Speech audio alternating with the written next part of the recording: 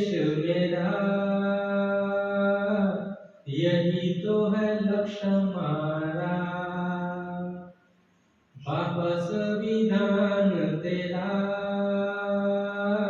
मान बढ़ाए मेरा, दुनिया का ये श्रेष्ठ कानून, सबसे बड़ा लिखित कानून, बाबा संविधान तेरा, मान बढ़ाए मेरा। धन्यवाद। धन्यवाद आप लोगों ने सुना।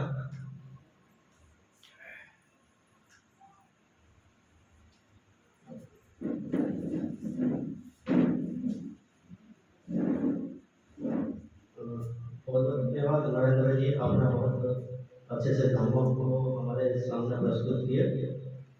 जैसे कि ये विषय बहुत बड़ा है ना, इनको समझने के लिए बहुत समय देना पड़ेगा है ना। सिर्फ ये सुनने से हम इतने सभी चीज़ों को हम इकट्ठा नहीं कर पाएंगे ना। तो इसीलिए हमको बार बार बारंबार अगर हम उसका अध्ययन करेंगे या उसके ऊपर डिस्कशन करेंगे तभी हम उस चीज़ को समझ पाएंगे। तो उन्होंने बहुत सारी चीज़ें बताई हैं, आर्य अष्टांगिक मार्ग बताए, फिर प्रत्युत्तर समुत्पाद को तो बताए ही, साथ में जितने भी बौद्ध दर्शन थे उन सभी को भी उन्होंने थोड़े थोड़े रूप से उन्होंने लिया है। जैसे कि सभी लोग जानते हैं कि भगवान बुद्ध का जो धम्म है वो अमृत के जैसे है, वो कहीं भी आप कोई भी विषय अगर लेंगे तो आप उस विषय से आप निर्माण प्राप्त कर सकते हैं, चाहे पंचशील क्यों ना हो या कोई भी दर्शन ले लीजिए, भगवान बुद्ध का कोई भी शिक्षा ले लीजिए, उस शिक्षा की गहराई में हम अगर जाते हैं तो हम सीधा निर्माण की ओर हम जा सकते हैं। ऐसे भगवान बुद्ध का शिक्षा है। तो बहुत बहुत धन्यवाद नरेंद्र जी, आपने हमको बहुत बढ़िया तरीके से आपने हमको धर्म बताया।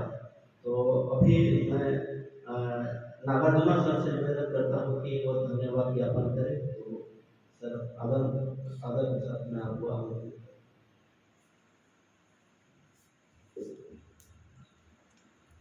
आज बड़ा ही सुंदर और मनमोहक भाव विभोर करने वाला आज का ये संभाषण रहा है। हमें आज नरेंद्र कुमार जी, इनका अभ्यास करना और जिसे रिसर्च कहा जाए, इस पद्धति से उन्होंने अपना विषय प्रतीत्य समुत्पाद और शून्यता ये रखा है। इसके संबंधित जितने भी संबंधित विषय है उनको भी छेड़ने की उन्होंने कोशिश की है। उतने गहराई में जाने के लिए समय भी चाहिए। ये तो मैं ये कहूँगा कि ये तो शिविर का विषय है, तो शिविर में स्पष्ट होना चाहिए, लेकिन थोड़े से समय में मैं भी यदि होता तो उतना स्पष्ट नहीं कर पाता। और नरेंद्र कुमार जी ने जो कुछ किया है, मुझे ऐसा लगता है कि उनका स्किल है, स्किल से ही रखा है उन्होंने। तो ठीक है, कुछ साल पहले मैंने भी उसका अभ्यास कर लिया था। मैं कोई पीएचडी तो नहीं किया, लेकिन बौद्ध धर्म का एक समझो कि ऐसा अभ्यास करने वाला व्यक्ति मैंने भी कोशिश की है। तो बंते जी के साथ में दोपहर चर्चा हुई कि मैंने भी अभ्यास किया था, लेकिन उतना पूरा अभ्यास नहीं था। लेकिन बहुत सी बातें मेरे ध्यान में आई थी कि शून्यता क्या है।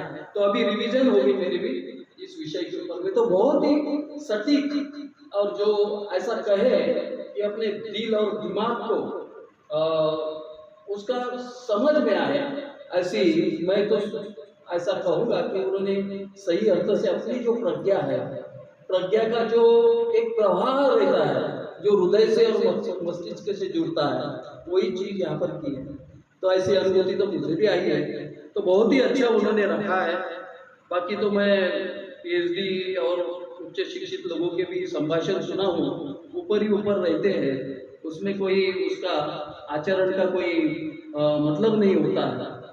तो इन्होंने लेकिन नरेंद्र कुमार जी ने बहुत अच्छा रखा है, और इसलिए मैं उनका आप सभी के तरफ से और ये रत्न समूह बुद्ध विहार कमेटी की तरफ से उनका सही तहे दिल से मैं अभिनंदन करता हूँ, कुशल गुरु का अनुमोदन करता हूँ।